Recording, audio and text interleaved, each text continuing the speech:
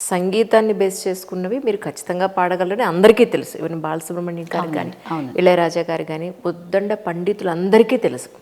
కానీ అవకాశాలు ఎందుకు రాలేదు అన్నదానికి మనం చెప్పలేము. ఇప్పుడు ఎంతోమంది యాక్టర్లు ఉన్నారు, మరి వాళ్ళందరికీ ఎందుకు అవకాశాలు రావట్లేదు? ఇప్పుడు బాహుబలి అంటే పెద్ద పెద్ద హిట్లు కొట్టిన సినిమాల్లో యాక్ట్ చేసిన వాళ్ళకు కూడా నెక్స్ట్ మూవీ వస్తుందంటే చెప్పలేం. ఎప్పుడు ఎక్కడ తిరుగుతుందో, ఎప్పుడు ఎవరు ఎందుకు ఆగిపోతారో అసలు దానికి ఆన్సర్లు దొరకవు కొన్నింటికి, నిజంగా దొరకదు. అంతే. మనకి ఇది ఇంతే ప్రాప్తం, మనకి ఇదే రాసి పెట్టుంది అని మనం సమాధానం చెప్పుకోవడం తప్ప. సో నా ఉద్దేశం ఏంటంటే, యాజ్ ఏ సెడ్ మట్టిలో మాణిక్యాన్ని వెలికి తీసినట్టుగా, సో ఈవిడ ఇలాంటి పాటలే పాడతారా? ఇప్పుడు నన్ను అడుగుతూ ఉంటారు చాలామంది, మేడం మీ స్పెక్ట్స్, మీ బొట్టు, మీ ట్రెడిషనల్ అటైర్ చూసి ఇలాంటి క్యారెక్టర్లు చేయరేమో అని అనుకున్నామండి అంటారు. ఏమండి, ఇది నా జాబ్ అండి, మీరు ఏ క్యారెక్టర్ ఇచ్చినా నేను చేస్తానండి అని నేను చెప్పుకుంటేనే కదా. అలా మిమ్మల్ని నేను ప్రపంచానికి తెలియజేసే ప్రయత్నంలో ఉన్నాను. ఓకే, ఇంకొక పాట ఏదైనా పాడదాం.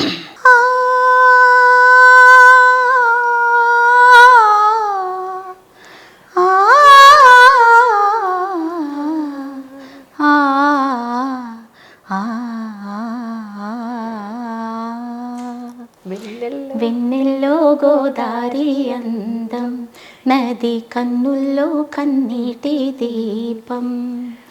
వెన్నెల్లో గోదారి అందం, నది కన్నుల్లో కన్నీటి దీపం.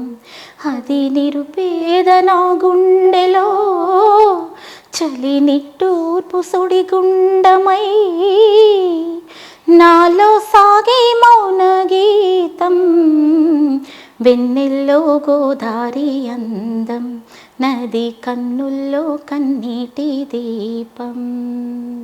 చరణం పాడదాం, ఎందుకంటే అలా పెడుతుంది. జీవిత వాహిని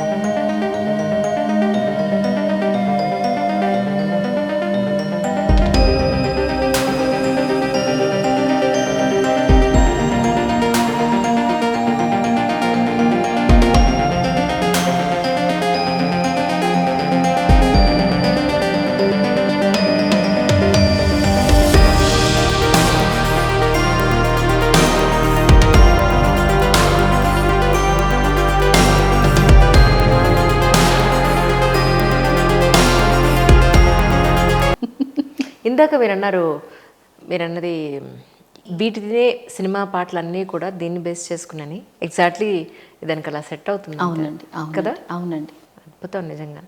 సో కవితా చక్ర గారు ఎలాంటి పాటలైనా పాడగలరు ఖచ్చితంగా. అంటే మీ అందరికీ, చాలామందికి, మ్యూజిషియన్స్కి చాలామంది తెలిసే ఉంటారు వారు. కాకపోతే ఈరోజు సిగ్నేచర్ స్టూడియోలో నేను వారి ఇంటర్వ్యూ తీసుకోవడం నా మహద్భాగ్యంగా భావిస్తున్నాను. అయితే మీరు అందరికీ కూడా ఆన్సర్ దొరుకుండాలి ఈ పాటికి. ట్రైనింగ్ కూడా, మ్యూజిక్ క్లాసెస్, ప్రత్యేకంగా సినీ సంగీతము. సో సినీ సంగీతం నేర్చుకోవాలనుకునే వాళ్ళు మిమ్మల్ని కాంటాక్ట్ అవ్వచ్చు. డెఫినెట్లీ. అద్భుతం. ఇందాక చెప్పాను కదండి, ఆ మెళుకువలతో. అంటే ఆన్లైన్ ఏమన్నా చేస్తున్నారు? ఆన్లైన్ అండి, ఆన్లైన్. సో ఆఫ్లైన్ అంత దూరాలు ప్రయాణాలు చేసే అవకాశం కూడా లేదు. ఇప్పుడు అంతా కూడా ఉన్న దగ్గరే కదండి మనకంత సౌఖ్యాలు. అవును. అసలు ఈ పాటికి మనం ఆన్లైన్ లో చేసుకున్నట్టుకుంటే మీరే చెప్పేవారు, ఆన్లైన్ లో చేసుకుందామండి చక్కగా, టైం సేవ్ అనేవారు. లేదు, కొన్ని ఇంటర్వ్యూలు ప్రత్యక్షంగానే చేయాలి, మరి దేశ విదేశాల్లో ఉంటే తప్ప. దట్స్ సో నైస్ అండి.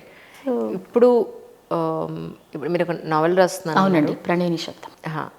దాని తర్వాత మళ్ళీ ఇంకేదైనా ప్లాన్ చేస్తారా? దానికి ఏదైనా ఇన్స్పిరేషన్ ఉందా యాక్చువల్ రాయడానికి మీకు? దానికి ఇన్స్పిరేషన్ అంటే అండి, ఇప్పుడు ఆడవాళ్ళు, మన జాతి, అవును, అంటే కొన్ని ఫీలింగ్స్ కొందరు చెప్పుకోలేకపోతారు. అంటే ఒక అమ్మాయి, మీరు ఇలా ఉన్నారండి, మీకు అప్పుడప్పుడు మీ బాల్యం గురించి గుర్తు రావచ్చు. అంటే మగవాళ్ళకు కూడా గుర్తొస్తుంది, రాకూడదని కాదు. సో దాన్ని ఎక్స్ప్రెస్ చేసే విధానం ఒకటి ఉంటుంది. చిన్నప్పుడు మీరు జడ కుర్చీలు వేసుకున్నారని కానీ, పెరట్లో నానమ్మ చెప్పే కథలు విన్నారని కానీ, జరగంటే బాగా ఇష్టం. ఎగ్జాక్ట్లీ. అలాంటివన్నీ కూడా ఒక్కొక్క దశలో, పెళ్లి తర్వాత కొన్ని చెప్పుకోకపోవచ్చు.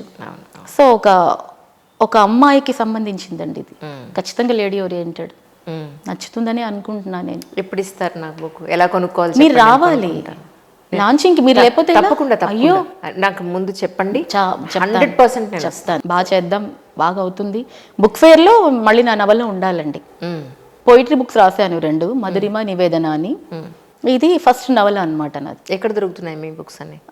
అమెజాన్లో ఉంటాయండి. రైట్. నేను కోరుకునేది ఏంటంటే యాజ్ ఎ ఉమెన్ మీరు రచయితగా, సింగర్గా, లిరిసిస్ట్గా ఎటు చూసుకున్నా కానీ మీడియాను పక్కన పెట్టారా ఇప్పుడు? అంటే ఆ దుగ్ధ ఉంటుంది కదా మనకి, అప్పుడప్పుడు రాస్తూ ఉంటాను రైటప్స్. అవునా? ఇన్స్పిరేషనల్గా మీరు కొంచెం మా రిక్వెస్ట్ని మీరు ఎప్పుడైనా స్వీకరిస్తే, అయ్యో మీరు గోల్డ్ గిల్లే టైంలోనో లేకపోతే మీరు నెయిల్ పాలిష్ వేసుకునే టైంలో నారాయణ నారాయణ చెప్పండి ఏంటో ఒక కన్ను వేయండి. అయ్యో తప్పకుండా. సీత కన్ను కాకుండా అంజలి కన్ను వేయండి. లేదు లేదు 100% నేను చూస్తాను, 100% చూస్తాను. ఇప్పుడు ప్రస్తుతానికి ఎక్కడైనా పర్టికులర్ ఛానల్ అయినా వర్క్ చేస్తున్నారా? లేదండి, అవును, చేయట్లేదు. నాకు అర్థమైంది ఏంటంటే మీ మనసుకు నచ్చిన పని ఏదో చేసుకుంటూ వెడుతున్నారు తప్ప దాని మీద ఆధారపడి లేదు. అంటే ఆధారపడాల్సి వచ్చినా కూడా అడిగే మనస్తత్వం కాదండి. బా అది ఎంత కష్టం తెలుసా? కష్టం అండి. ఎందుకంటే నేను అనుభవిస్తున్నాను అది. అదే అండి, జీతం కూడా శాస్త్రి గారు కూడా పని చేసి జీతం కూడా అడగలేని బతుకులు మనం. అబ్బా ఎంత బాగా చెప్పారంటే అలాంటివి చాలా ఉన్నాయి. రివర్స్ గా కారు పెట్రోల్ ఖర్చులు, క్యాబ్ డబ్బులు పెట్టుకొని మనమే పెట్టుకుని వాళ్ళు ఎప్పుడు ఇస్తారని ఎదురు చూస్తుంటాం. ఇవ్వకపోతే ఇవ్వలేదా అయ్యో అనుకుంటాం తప్ప అడగాలనే జ్ఞానం ఉండదు.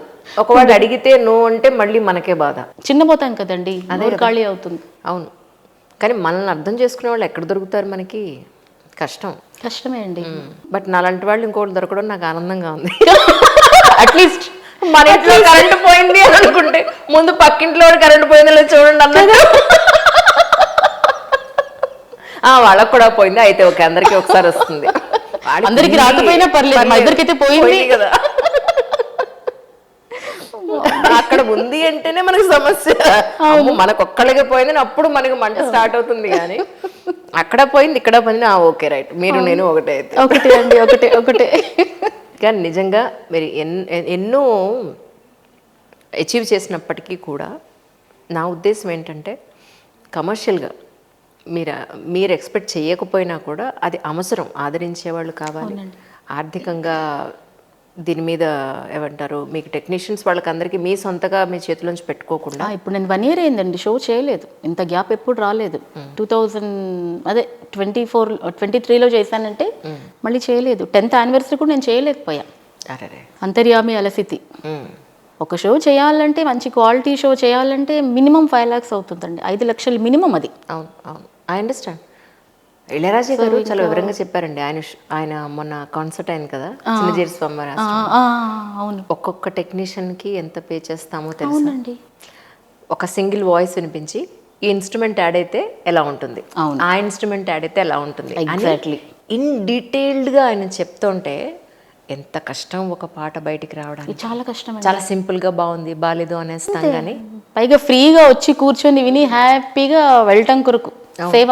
అవును అవును, బై గాడ్స్ గ్రేస్ మళ్ళీ నేను కనుక ఒక మంచి ఇళయరాజా కాన్సర్ట్ చేసే టైం వస్తే కనుక రిహార్సల్స్కి మిమ్మల్ని నేను ఇన్వైట్ చేస్తాను. అయ్యో మీరు ఎంత ఎంజాయ్ చేస్తారంటే చిన్న కిడ్ అయిపోతారు మీరు, అంత బాగుంటుంది. షో కన్నా రిహార్సల్సే బాగుంటాయి. 10 members ఉంటారండి మనకి మ్యూజిషియన్స్, బాగుంటుంది. ద బెస్ట్ అవకాశాలు రావాలి, రైటర్గా మీకు చాలా మంచి గుర్తింపు రావాలి. అసలు బుక్ అయిపోతే కనిపించకుండా అలా సేల్ అయిపోవాలి. అబ్బాబ్బా, ఎప్పుడు అయ్యో ప్రింట్స్ కోసం ఎదురు చూస్తున్నామండి అని అనిపించాలి. అలాంటి రోజు కోసం నిజంగా నేను ఎదురు చూస్తాను. ఎందుకంటే ఫెమిలియారిటీ వెనకాతలుండి సపోర్ట్ చేసి ఎంతమందికి ఫెమిలియారిటీ ఎలా వస్తుంది అని మనం చూస్తున్నాం. అవునండి, బట్ మీరే అంతే, ఒక్కరే అంతే. వెనకాతలు ఏమి గాడ్ ఫాదర్లు లేరు. మీరు ఎలా పిలిచారు ఇప్పుడు అలాగే, అంతే. బాలుగారు ఎలా పిలిచారు. సో మీ టాలెంట్ చూసే మీరు అదొక్కటే ఆధారపడ్డారు కాబట్టి నిజాయితీ ప్రతిభ అంతే.